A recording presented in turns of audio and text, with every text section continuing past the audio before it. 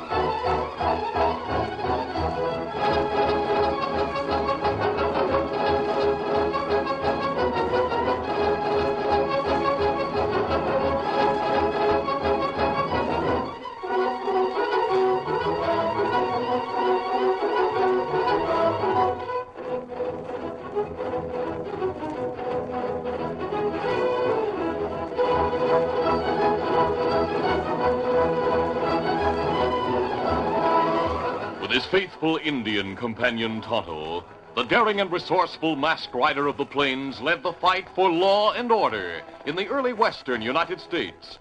Nowhere in the pages of history can one find a greater champion of justice.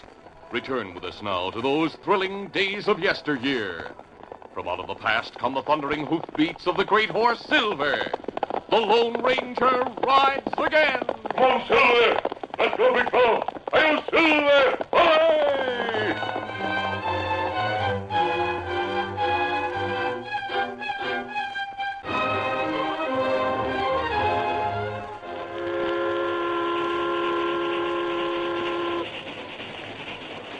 The train from St. Louis to the far west sped over the Texas prairie. A tall, middle-aged man entered one of the cars and walked slowly along the aisle, facing the passengers. Suddenly, he stopped and looked sharply at a young man in one of the seats, then spoke. Why, Buck Moore. What? I didn't know you were on this train. Lawyer Miller. Sit down here and talk a while. Thank you. Well, you're surprised to see me, huh? I certainly am, Buck. The last time I saw you, you were about to skip from Kansas City because of some trouble with the law. Uh-huh. Well, professional gamblers like me do run into trouble once in a while. I went to St. Louis. When things got a little too hot for me, I decided to go west. Fine. I understand you've settled in the west for good. Yes, that's right. I came out a year ago and settled in Grey Rock. That's a town a short distance from where I leave the train at Hilton. Well, I figured on getting off at Pecos and trying my luck there a while. Maybe you'd do better to listen to a proposition I have and get off at Hilton. In fact, I was walking through the train hoping to find a young stranger who might want to make some easy money. Easy money? Yes, very easy. And all you'd have to do would be to pose as somebody else, a young Easterner who's riding in the car ahead. Yeah, sounds plenty easy. It is, if you follow instructions to the letter. I made a fast trip to St. Louis and met the Easterner coming back. You've never been west before, have you, Bug? Nope. Good. Then nobody would recognize you. Are you interested in falling in with my plan? Well, I don't know what your plan is yet, but if it means easy money, I'm for it. Fine. Get off the train at Hilton. We'll reach there in a few hours, then go directly to the hotel and wait there for me to contact you. You understand? Sure. And by the way, from now on, your name is Bert. Bert Sawyer. Remember that. Now, I'll get back to my own car. I'll see you at Hilton.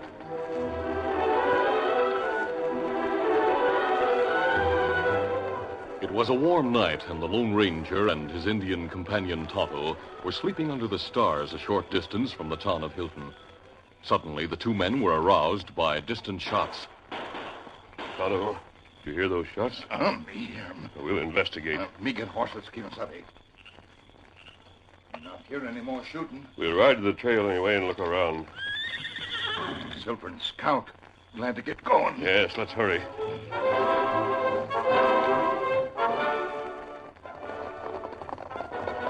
We not see anything yet. Maybe we ride wrong direction. Those shots came from up this way, Tonto. Did you say it could be that we... Look, they're on the trail. Somebody on ground. Come on, Silver. Get him up, Scout.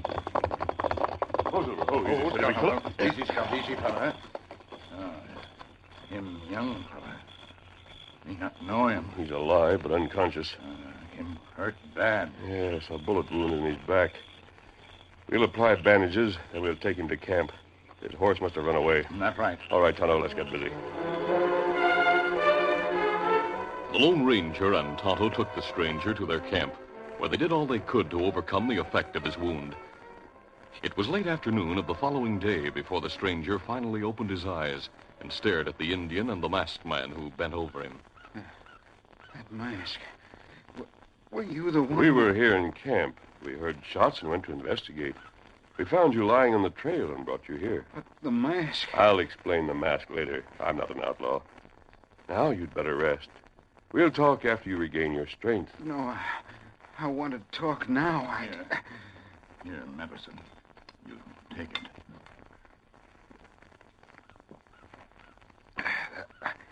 That's better. But it do you good. Make you sleep. Get strong. I don't want to sleep now. My name is Bert Sawyer. There. Lie back and rest. When you're stronger, Bert, we'll have a long talk. Right now, you better sleep. Within a short time, the mysterious stranger fell into a deep sleep, and Tonto left for town to get supplies. It was dusk when he returned. Oh, Scout. Oh, fella. Easy, Scout. Easy, fella. Well, Tonto, any news in town? Me hear strange talk in Cafe Kimasabi. What did you hear? Well, me get supplies.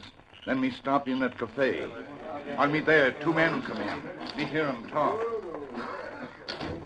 Here comes Lawyer Jim Miller from Grey Rock. Hiya, Jim. Coming to Hilton to start a law business? Hello, Dave. Lawyer Price and Judge Barry have all the law practice tied up here in Hilton. Oh, this is a young client of mine, Dave. Meet Bert Sawyer. Oh, glad to know you, Dave. Same here. Gonna sue somebody in town, maybe? Oh, no, nothing like that. Bertie's from St. Louis. He inherited a mine near here. Oh, that's right. My Uncle Sam Sawyer left it to me. Well, that's fine. I recollect Sam used to live in that old miner's shack back in the hills. That's right. I have a syndicate that wants to buy that mine. We're here to straighten things out with Judge Barry. He handles Sam's affairs. Sounds like you stand to get a lot of money, young fella. That's right. He will as soon as things are settled. Oh, come on, have a drink with us. Well, don't mind if I do. 3 drinks, barkeep. We'll celebrate Bert's good fortune. He's a mighty lucky young fellow, believe me. Them stay while, then them leave cafe. The young stranger we found said his name is Bert Sawyer. That's right. We'll see if he's awake and question him. Come on, Tonto. I was just going to call for you. I feel much better. Well, that's good, Bert. We'll talk now. Sure, I want to. Can you tell us what happened last night? I was on the way to my uncle's mining shack out near here. I'm from St. Louis. I see. Go on. On the train coming west, I met a lawyer by the name of Miller. He was leaving the train at Hilton and taking the stage to a town called Grey Rock. That man me hear talk in town, Kimasabi. Oh, yes, Tonto. What else, Bert? I told Miller I'd inherited a mine from my uncle and showed him a letter I had from a Judge Barry in Hilton. Did you see the judge? No, the train arrived late last night. It was such a warm moonlit night, I decided to get a horse and ride out to see the mine. In fact, Miller suggested that I do it. Oh? Miller got me a horse and told me to join him at the hotel when I got back. He was to leave on the next stage for Grey Rock. Well, Miller didn't leave on the stage. He's still in Hilton, Bert. Now, what about the shooting? I don't know. I was riding along and suddenly shots rang out. That's all I remember. That's not good. Bert, we looked through your pockets when we brought you here. They were empty. The letter from Judge Barry. The letter's gone, and anything else you might have had. But that letter wouldn't be of any use to anyone but me. I don't see why... I'm beginning to understand. Tonto just returned from town. Miller is there introducing another man around under your name. Under my name? But why should Miller probably thinks you're dead. I believe he was the one who shot you last night to get that letter and your other credentials. Miller? But why would he do that? He may pass off the other man as Bert Sawyer to Judge Barry. The judge would then turn over the mine to them. Then they'd sell out and skip with the money. I'll not let them get away with it. I'll go to see Judge Take it Barry. easy, Bert. Take it easy. The judge doesn't know you by sight, does he? No. Nobody knows me out here. Well, that's what I thought. The man with Miller has all your credentials and that letter from the judge. But I can't sit around and let them get away with it. There's more to it than proving your identity to get the mine, Bert. We'll also try to prove that Miller tried to kill you.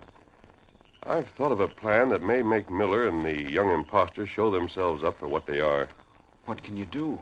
You just take it easy. Leave things to Tonto and me. We'll let Miller have some leeway for a day or so. Then we'll put my plan into effect. Meantime, Lawyer Miller and Buck Moore, the man who was posing as Bert, left the cafe and went to Judge Barry's office. Good afternoon, gentlemen. Well, hello, Judge. I'm Lawyer Miller from Grey Rock. I've come with my young client, Bert Sawyer. So this is Bert Sawyer, huh? Well, glad to meet you, young man. Thank you, Judge. Sit down, sit down. Be comfortable, both of you. Sure. Thank you. Thanks. I'll get right to the point, Judge. Bert tells me he came out here to Hilton because you sent for him. That's right, I did. I have your letter with me, Judge. Good. That will help establish your identity. Of course, Bert has other credentials too, sir. Oh, that's right. Here they are. These seem to be proof enough that you're Bert Sawyer. In that case, you could get things settled with Bert this afternoon, couldn't you, Judge? Well, I was just getting ready to go home to supper. Oh?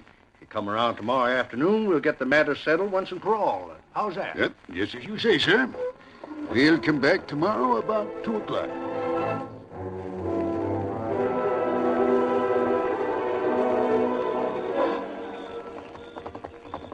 That night, the Lone Ranger pulled rein in front of the judge's house and dismounted. Oh, easy, steady, big fella.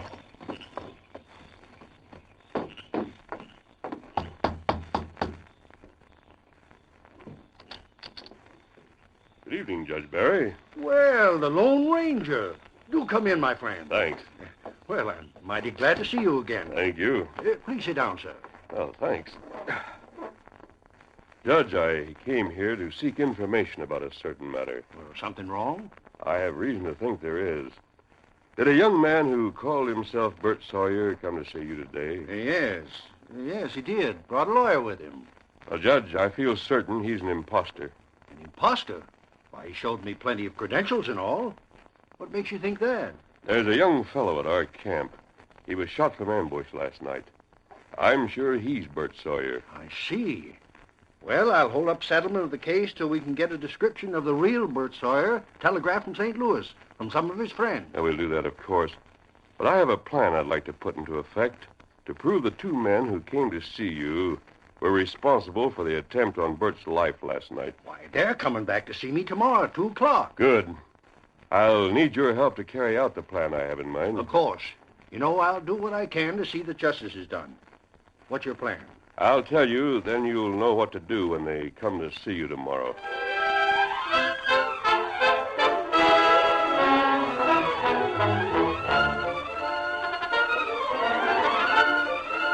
The curtain falls on the first act of our Lone Ranger adventure. Before the next exciting scenes, please permit us to pause for just a few moments.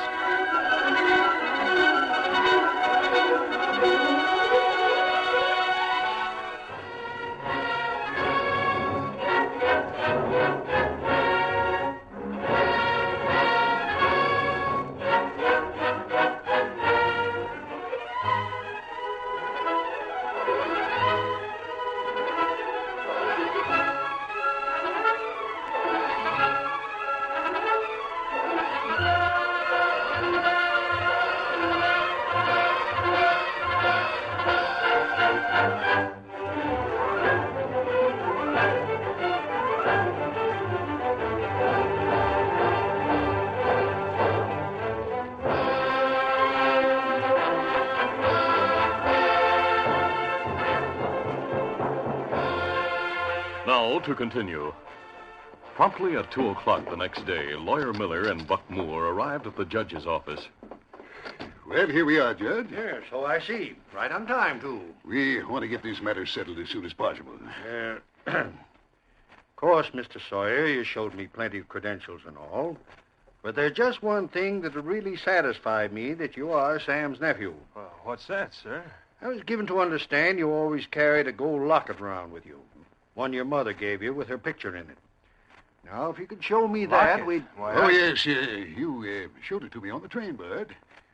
Do you have it with you, or did you leave it at the hotel? Well, I must have left it in my suitcase at the hotel. I see. Now, if you could get it and bring it here for me to see, we could get on with the business. Well, suppose we come back later, Judge. Bert will pick up the locket at the hotel while I attend to another matter here in town. Then we'll come back in. Sure, that's all right with me. Of course, we could get certain proof. If this young fella'd give me the name of a friend or two in St. Louis, I could telegraph to for a description. Well, I didn't know many people. Well, there's no need for that. It would take 2 or 3 days. We'll get the locket and bring it to you, huh? Come on, Bert. I'll be waiting for you to come back. We'll be back before long, Judge. Adios.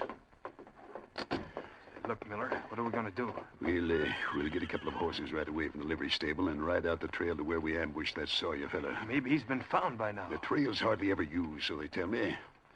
Anyway, we'd have heard about it if anyone had found his body. We'll get that locket, bring it back to the judge, and then we can settle things and there'll be no more questions, huh?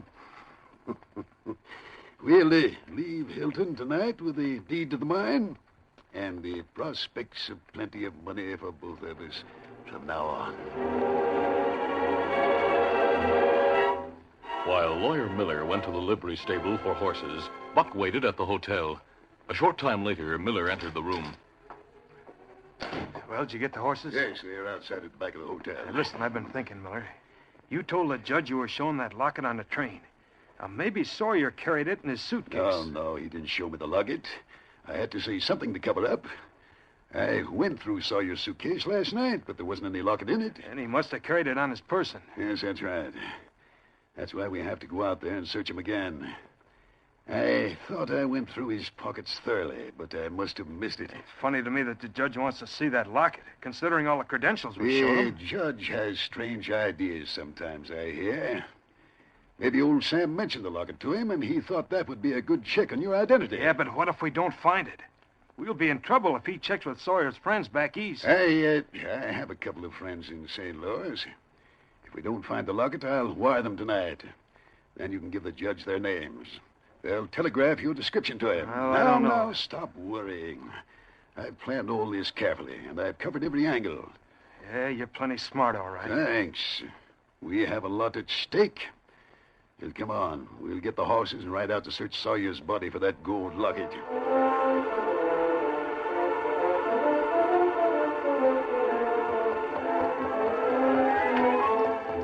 Hey, I thought we were going to ride out the other trail, Miller. I'm just being careful. That's why we're taking this trail through Sandy Valley. I want to be sure we aren't followed from town. Hey, do you think somebody might try to No follow us? reason why anyone should. But as I said, it pays to be careful. We'll swing over to the trail and come down from the other direction to the place where we left Sawyer. I thought the judge would settle things right away. Just leave everything to me. We'll convince him that you're Bert Sawyer, so don't worry. Let's get a move on, huh? Get it there. Hit it, hit it.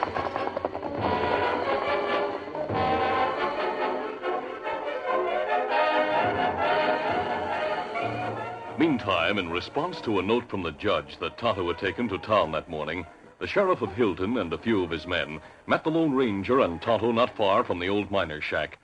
The Lone Ranger explained the situation, and they made their plans. There's a grove near the place where we found Bert Sawyer. We could go there and watch the trail from hiding, Sheriff, if you agree. Sounds like a good plan to me. But what makes you so certain they'll show up? I told Judge Barry to insist upon seeing a locket Bert was supposed to have been carrying. Oh. Of course, there isn't any such locket. You think they'll go back looking for the body so they can search for the locket. Is that it? Yes. They'll be anxious to get the matter settled quickly. Well, since you have the real Sawyer at your camp, you could face them and prove the other one's a phony. But we wouldn't prove that they attempted to take Bert Sawyer's life. That's the reason we planned this. Yes, the masked man's right. We've got to trap them into proving they tried to kill Sawyer. That's right, Sheriff. Hope they show up at the place. I hope so, too. We'll go to the Grove right now. We'll be able to see and hear them if they do show up. Steady, boy. Easy, All right, let's go. Come on, Silver.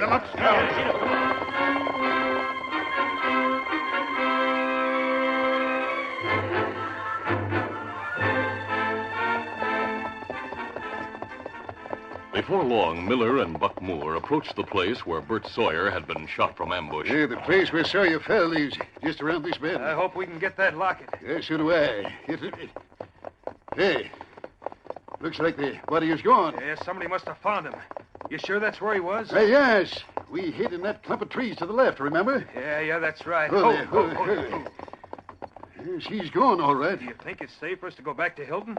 Sawyer's body might have been taken there to the coroner's office. Why shouldn't it be safe? Nobody can prove we shot him. He'll just be a dead stranger, that's all. He isn't known to anyone in town, and we took all his identification after we shot him.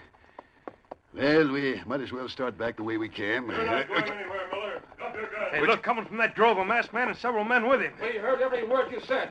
We're taking you back. The sheriff, you're not taking me. Get up. Hey, Miller, wait! He's getting away. Got him down. Shoot him. Fire. Wait, hold your fire. What? I'm going after Miller. Come on, Silver. Though Miller had a slight head start and was riding into Sandy Valley, Silver, his great muscles gleaming in the sunlight, sprang forward at his master's call and raced after the fleeing crook. The Lone Ranger urged him onward with a ringing cry. Come on, Silver. Faster, boy.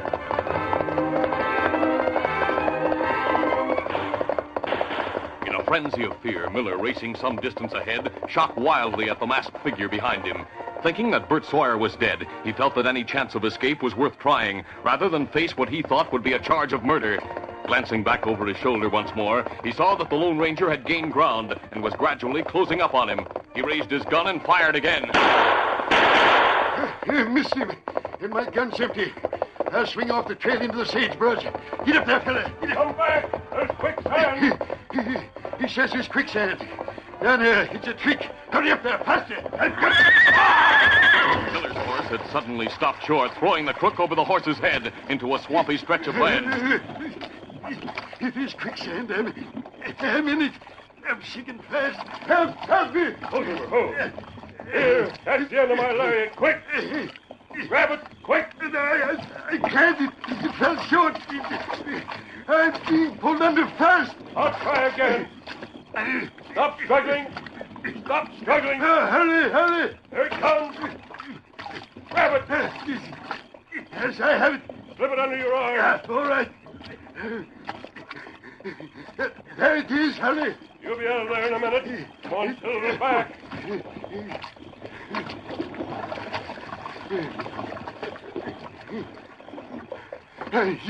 You did it. I'm on firm ground. Oh, Silver. Oh, easy, steady, big fellow. I'll loosen the lariat.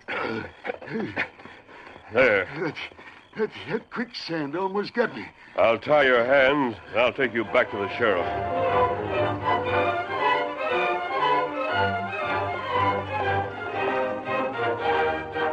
A short time later, the Lone Ranger, with Miller tied on his own horse, rode to where the sheriff and his men were waiting with the other crook. Oh, Silver, oh. Well, I see you caught him, mister. Good work. It looks like you dunked him in the mud. Easy, steady, big fellow. I'll help you dismount, Miller. Come on. Yes, all right. Hey, what happened to him? Miller fell into quicksand in Sandy Valley. His horse threw him. I pulled Miller out. Should have let him go under, mister. He wasn't worth saving. The law will deal with him for what he's done. Wait. Both of us fired Sawyer. You can't prove which one of us actually killed him. For a lawyer, you don't seem to know too much, Miller. If Sawyer were dead, you'd both hang for his murder. You said if he were dead. He's alive and getting well. What? Charges will be brought against you both for attempted murder. All of us heard you and this fella Moore admit you aimed to kill Bert Sawyer. You'll be charged with trying to cheat him out of his legacy, too. But where is Bert Sawyer? He's now at the judge's house in town. He'll be well enough in a short time to appear against you at the trial. All right, man, let's take him to jail. Come on, get him.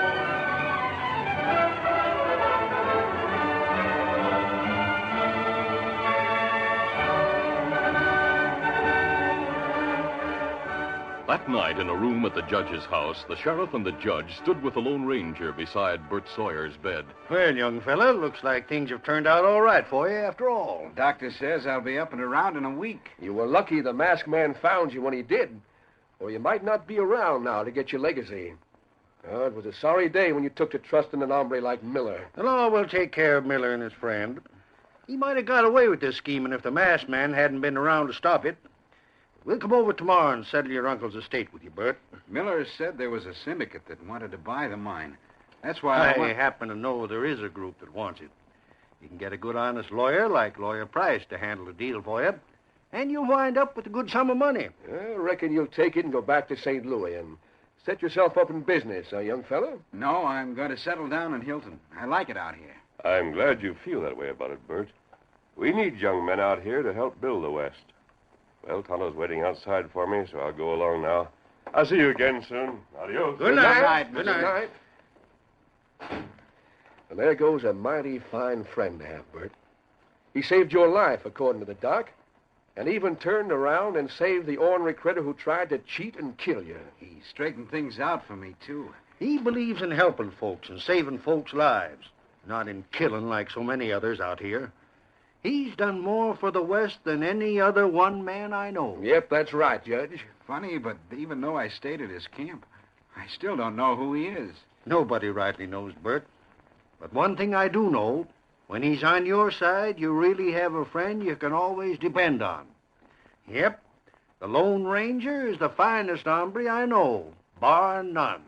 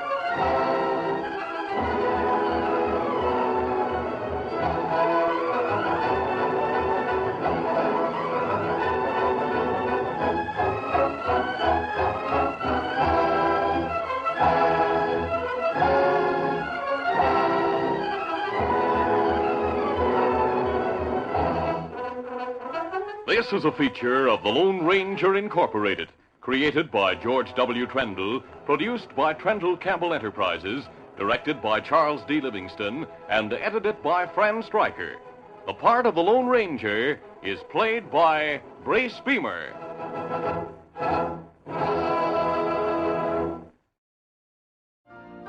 You've been listening to the OTR Gold Network. Find more classic radio at otrgold.com.